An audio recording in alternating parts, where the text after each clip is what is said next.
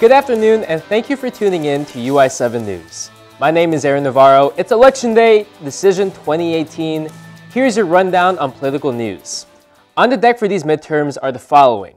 All 435 seats in the U.S. House of Representatives, 35 seats in the Senate, and 36 states with governor races.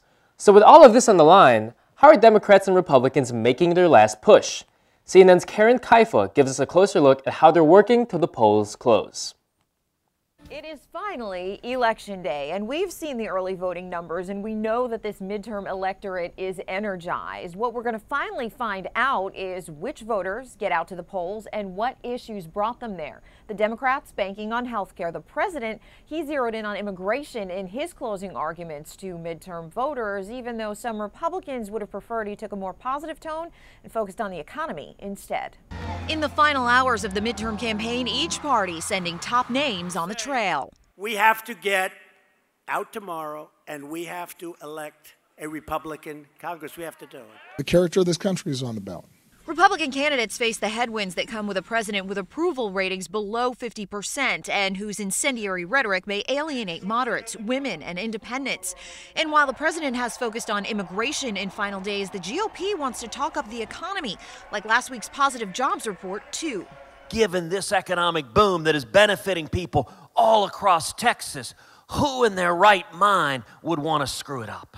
Democrats see an opportunity with a message of protecting health care and entitlement programs in Republican crosshairs. Everybody who cares about pre-existing conditions being protected, it is the Democrats that have been fighting tooth and nail to make sure that that is happening. Suburban districts will be key to whether they make the net gain of 23 seats needed to flip the House. And multiple sources tell CNN White House aides have been preparing President Trump for an outcome where Democrats have control of at least one chamber on Capitol Hill. We'll just have to work a little bit differently. It'll all work out, but I don't think that's going to happen. I think we're doing very well in the House. The president, according to a White House official, not planning any Election Day campaign events. Disagreed. Here on our campus, the Democratic Party had a last-minute push to get students to the polls.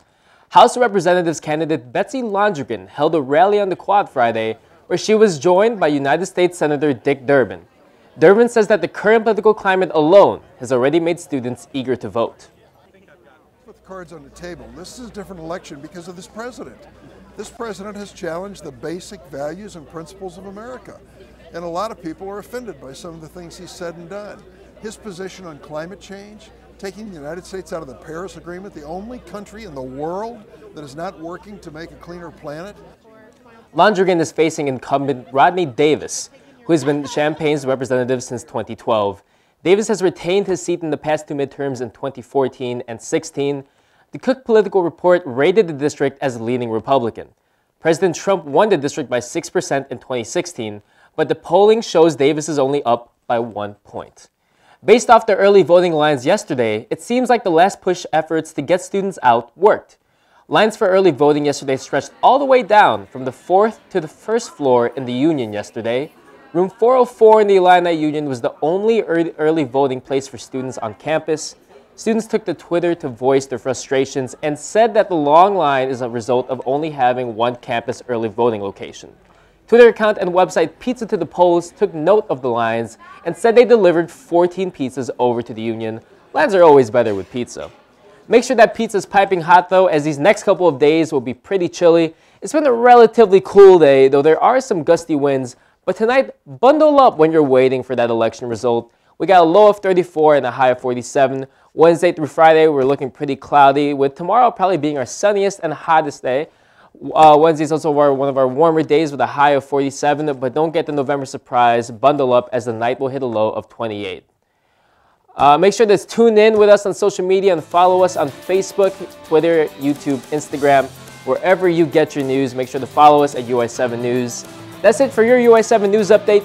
Be sure to tune in this evening at 5 for our newscast and at 7, 8, 9, and 10 p.m. for your election update cut-ins. I'm Navarro. We'll see you soon.